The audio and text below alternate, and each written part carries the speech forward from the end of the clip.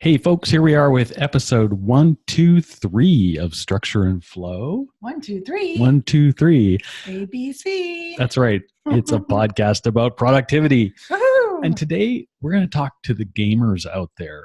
Strangely, I didn't grow up. I guess I grew up a little bit of a gamer. My son grew up as a big time gamer. Yeah, those types of things. Very old school things. But our title today is Gamification and Productivity. What games can teach us about motivation.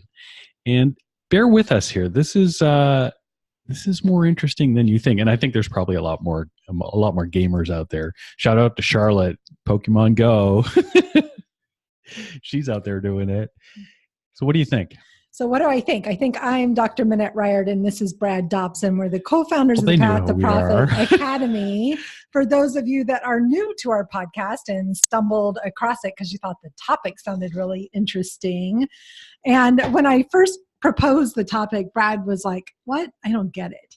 But as I shared more and did some research and sent him some articles, there's actually already studies being done on gamification and productivity in the workplace. A lot about employee engagement and really looking at how gamification can make us more productive. Mm-hmm. And earlier this year, I read this really cool book called Reality is Broken, written by an academic, all about how the workplace is broken and it actually needs to be more like a game. Interesting. Because the way games work in our brains, the neuroscience of gaming is really fascinating and goes really deep. And we're not going to get that deep on this podcast today, but highly recommend reading When Reality is Broken. What it gave me more than anything was why our son's so addicted to gaming. Very cool. Right? Because it really helps you understand like the physical things that happen to you when you're engaged in a game. You actually get a dopamine release every time you beat a level. Right. Or conquer a challenge or capture a boon or whatever it is that you're doing. It creates this dopamine hit, and when your body feels that dopamine, it just wants more and it gets really, really excited. It's also a form of intrinsic motivation. It helps you stay. It's a reward system. Yeah, we're getting into our limbic brain, which wants reward and fear and happy and all of those types of things. But I'm going to do what you do to me. Let's back up a minute. I forgot the quote. No, even before. Even before that. I got all excited about the topic. I think we do need to define the topic first as well. What is gamification? So gamification is the use of game elements and game thinking in non-game environments to increase engagement and improve better targeting. So gamification is implementing game-like elements into what you're already doing in order to get better at it and have way more fun doing it, which leads right to our quote for the day. Gotcha. Cool. Our quote for the day from Daniel Debow from Salesforce. It's play that helps us do serious things better. This is interesting because I'm reading, Minette bought a new book called Rest with a foreword by Arianna Huffington. But it's much along these lines in terms of how rest and work are partners, and to a large extent, you could say play and rest go in the same bucket. They do, and it reminded me of there our sort of chant at our live events, at our Dream Design Profit events, where our chant was that when I play, I make money. And I recently reminded myself of that mantra because I think it's really powerful to stay in the energy of play. And I think it's the thing that gets us through the hard parts about building business. And the reason that productivity, I think, is such a hot topic is because we're looking for ways to get through the sticky bits, the bits that aren't fun and that aren't joyful, but that have to be done. For creatives in particular, looking at our numbers, looking at our data. For our daughter, it might be cleaning her room. Cleaning her room. We need to gamify that. Folding the laundry in the living room that's been sitting in the basket all week. Right. So that we're not living out of the laundry basket. So that's a... Yeah, I think that there's a lot of creativity involved in bringing a bring a reward system into something like that. And I guess parents have been doing it forever in terms of, and so I'll give you a nickel if you fold the clothes. Right. So school teachers with gold stars and smiley faces. And so you never give me gold stars. Would you like gold stars? Well, maybe it would help. I have lots of them. It shouldn't surprise you that this former school teacher has lots of gold stars and like sparkly smiley faces. Right, exactly. I did send you a Slack message with a very nice. Did you see that? Yes, I did. On your replay page. I don't know. Did I get maybe I didn't get enough of a dopamine hit from that. Okay, yeah. So it needs the visuals, right? So creatives, we need the visual reminders in the gamification. So what we wanted to share with you today was how you can gamify your own productivity and how you can do it totally old school analog style for those of us that still love good old fashioned paper and pen, and a couple of recommendations for apps that already have the gamification built in. So along the lines of paper and pen, when I was putting my little bit of thought into preparing for this episode, my brain made the connection between how popular planners are and gamification. Yeah. I saw somebody's bullet journal at one point, and it just looked like eye candy, right?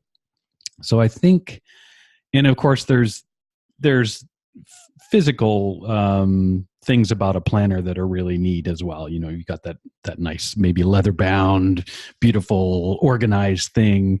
But it seems like there's also an old school gamification part of it that makes people want to buy the next planner or work from a planner or that type of thing. Yeah, totally. And I think one of the reasons bullet journaling is so popular is because it's very visual, colorful, super creative. You get to buy all the things. You get the gold stars and the stickers and the washi tape. And so there's rewards in that you can combine planning with creativity that way.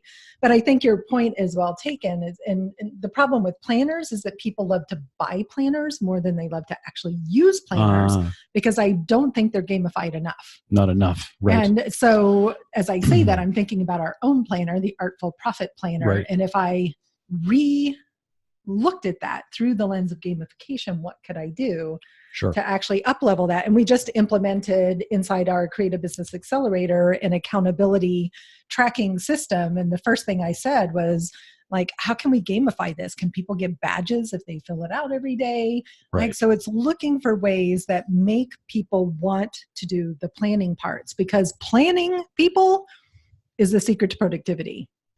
Planning is the secret to rest, right? Planning is the secret to getting massive action going in your business. Right.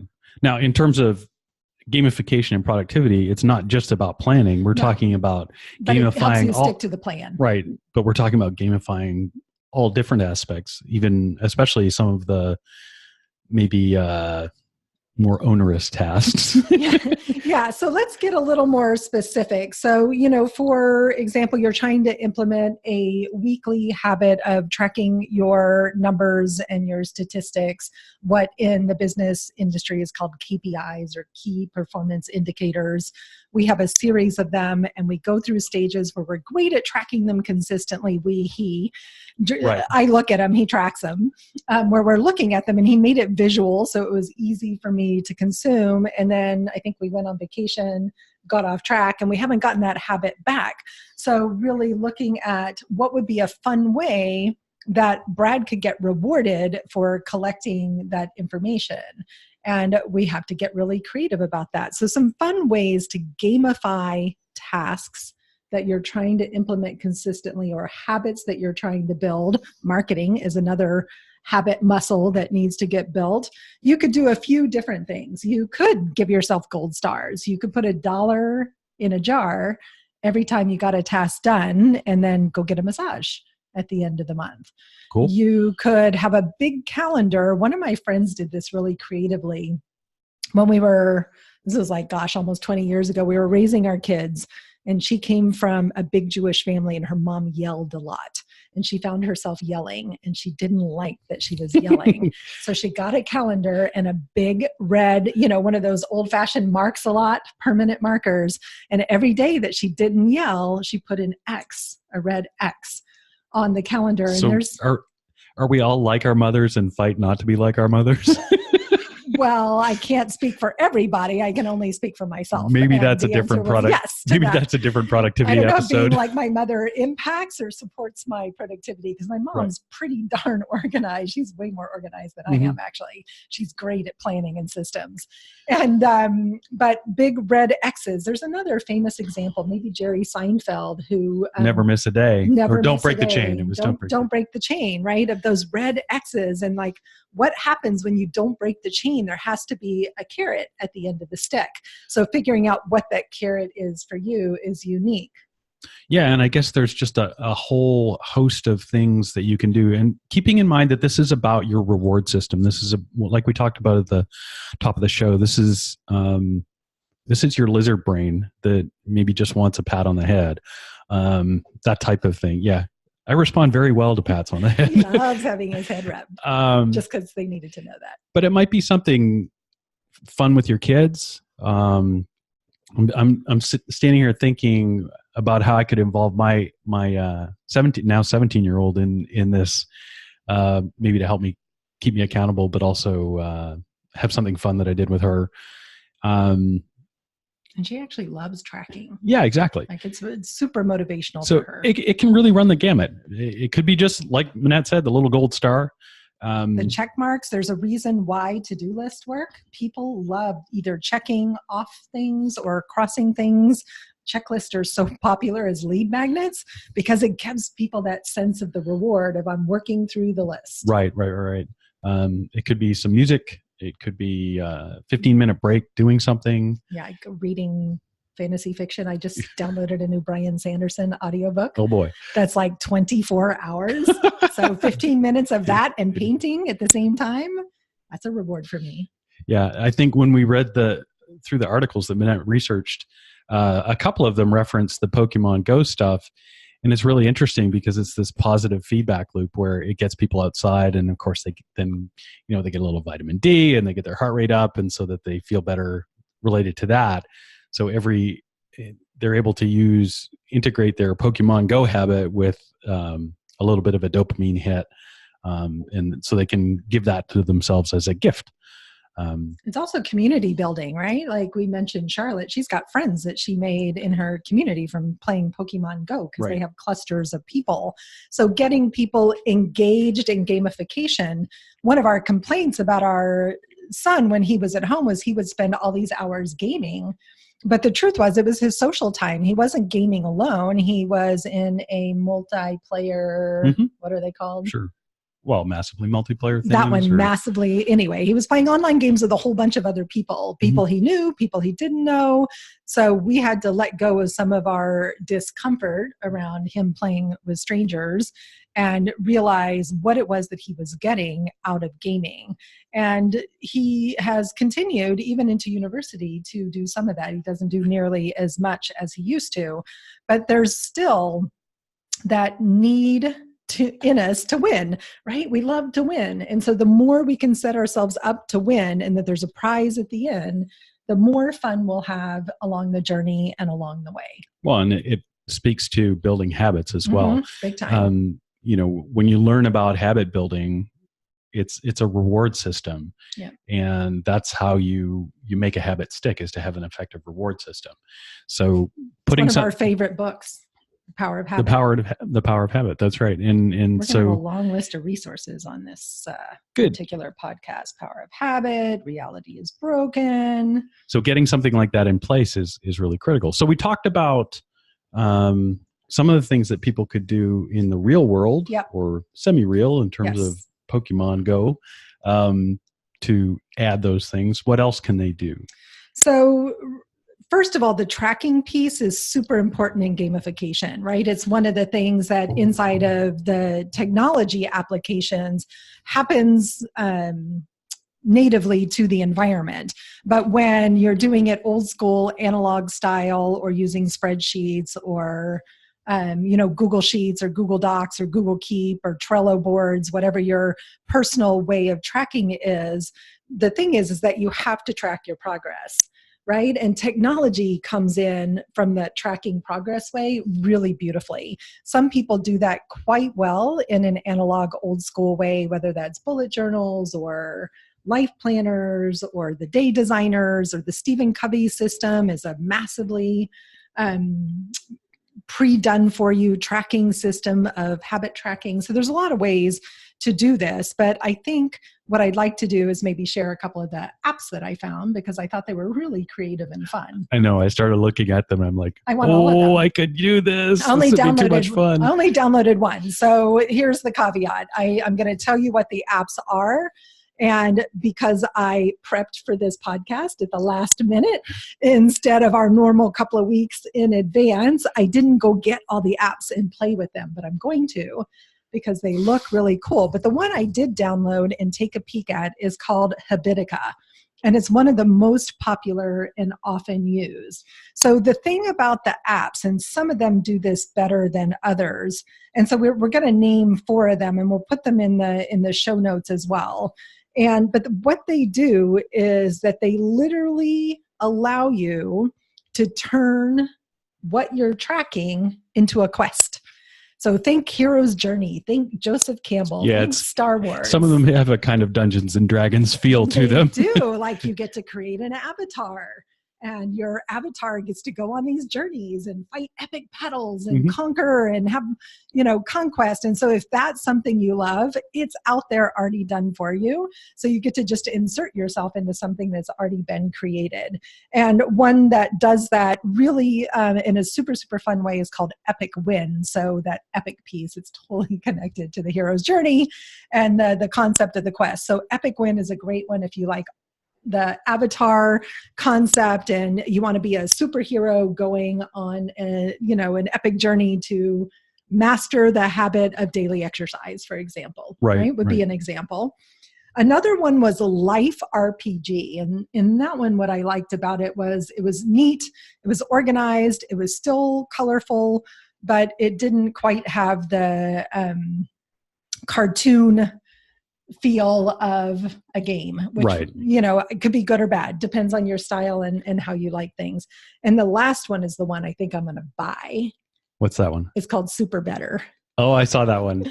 And I just love the name, even like Super Better. And it wasn't like a role-playing game type of thing. It was not a role-playing game, but what all 4 of these have in common is they use the concept of quests, badges, and digital rewards to keep you going.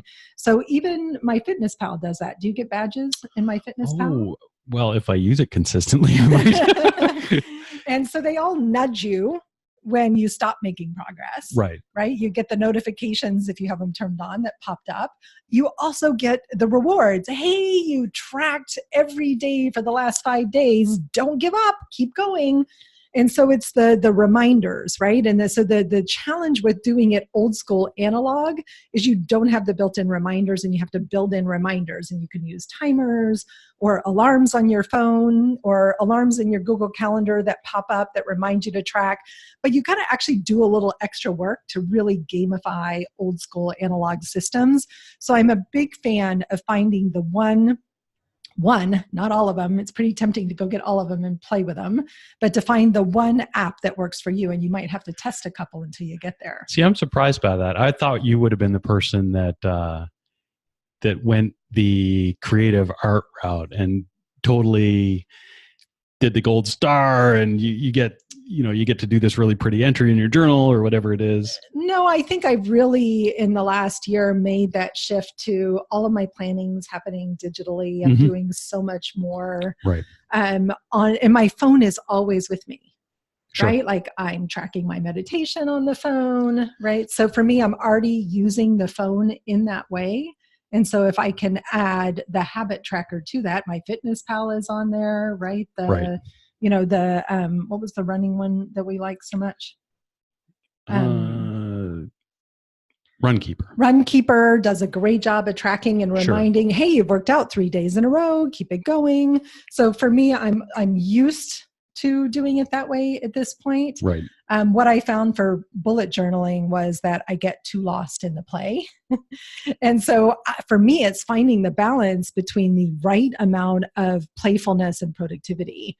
That's interesting. It's easy to over gamify things and then not actually get work done. Well, that speaks to sort of an important side note, is that people like Apple and Google and the people that are making your smartphone, they're studying psychology. Yeah, they have a lot of PhDs working on ways that engage, once again, your limbic brain subconsciously to make you interact with the phone more. And certainly Facebook does. So things like likes are gamification. Yep. And that's why you find yourself going back there, because it feels nice to get a like or a heart or whatever, a smiley face. Gosh, on Instagram, man, those hearts and those likes are total dopamine hits. Right. It turns into some sort of little validation. And then that gets worse and worse and worse. And all of a sudden you're spending all your time doing that. So there's a bad side to some of this type of gamification. You need to make it work for you. Certainly if you're engaging with social media all the time because of that gamification, that's not a healthy thing. So that's something to think about and be aware of as well. And just figuring out your style. So for me, I like speed. Like I really like planning, but I want it to be fast. Like what bugged me about bullet journaling was how long it took to prepare to bullet journal. Like how many I had to sit down and create the pages. Right. If I was just using the kind of rolling to-do list model, I was doing that already anyway.